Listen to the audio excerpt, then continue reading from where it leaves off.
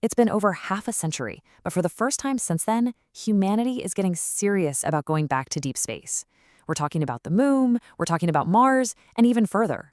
And you know what? It all comes down to one incredible machine, a rocket that is completely rewriting the rules of space travel. So that's the big question, right? How are we actually going to pull this off? The last time we left footprints on the moon was with the Apollo program. And that technology, it was absolutely amazing for its time. But it was also a one and done deal, incredibly expensive and just not sustainable. So, how do we do it better this time around? Well, the answer, according to both NASA and SpaceX, is this: Starship. This isn't just any rocket. We're talking about the most powerful rocket ever built. And it's designed not just to visit the moon, but to build what could become a permanent highway to the stars. So why is Starship so incredibly important? To really get that, you have to look at the mission that it was specifically chosen for. See, this is not about just planting a flag and coming home. The whole point of the Artemis program is to build a long-term, sustainable base on the moon. Think a gateway in lunar orbit, and learning how to actually live and work on another world. The moon is basically the ultimate training ground for the main event, Mars. And that's exactly where Starship comes in.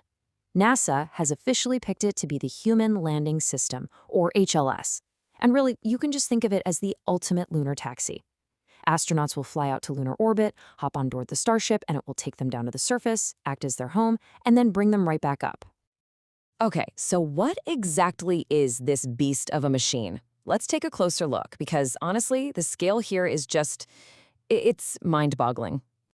So the version of Starship that actually lands on the moon, the HLS variant, will be about 165 feet tall.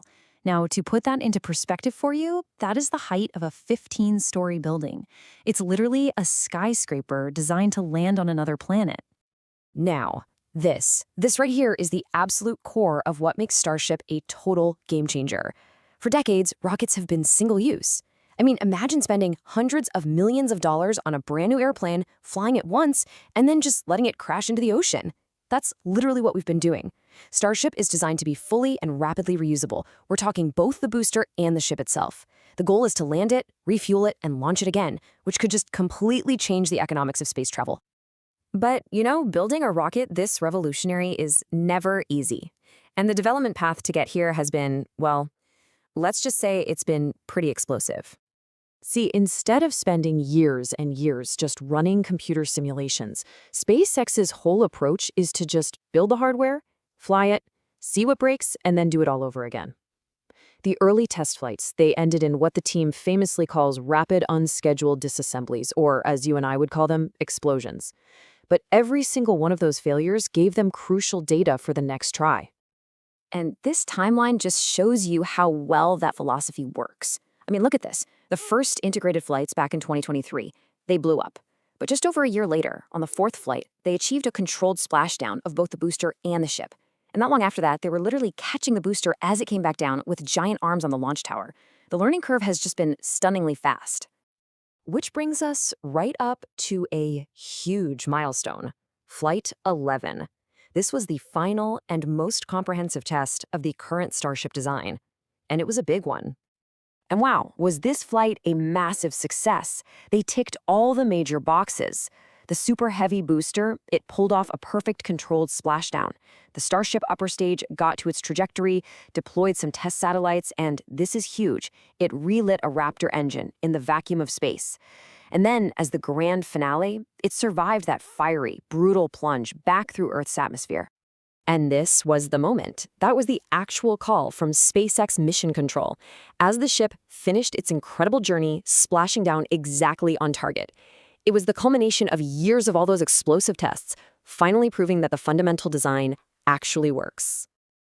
Okay, so a successful test is fantastic, but what does it really unlock? I mean, where do we go from here? Well, suddenly that path to the moon is looking a whole lot clearer. The next major step is to fly the upgraded Block 3 vehicle. Then, in 2026, comes a supercritical demonstration, transferring fuel between two ships in orbit. That's the key to gassing up for long missions to the moon and Mars.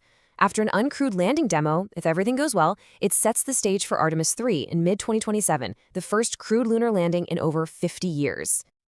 But, this progress isn't just exciting for space exploration. It's a massive, massive deal for the business world. Starship is the absolute cornerstone of SpaceX's future plans and its entire valuation. So how valuable are we talking? Well, in late 2024, SpaceX was valued at around $350 billion, making it one of the most valuable private companies on Earth. And that number is built on the success of its rockets. Why? Because a reusable Starship means they can deploy the next generation of Starlink satellites for way, way cheaper, and it unlocks a whole future of deep space services. Every successful flight proves the business model and adds billions to that value. So, Starship has proven it can fly, it can survive re-entry, and it can land. NASA is betting on it to get us back to the moon. But as we've seen, the ultimate vision was never just about the moon. So the real question is this the vehicle? Is this the technological leap that finally makes humanity a multi-planetary species?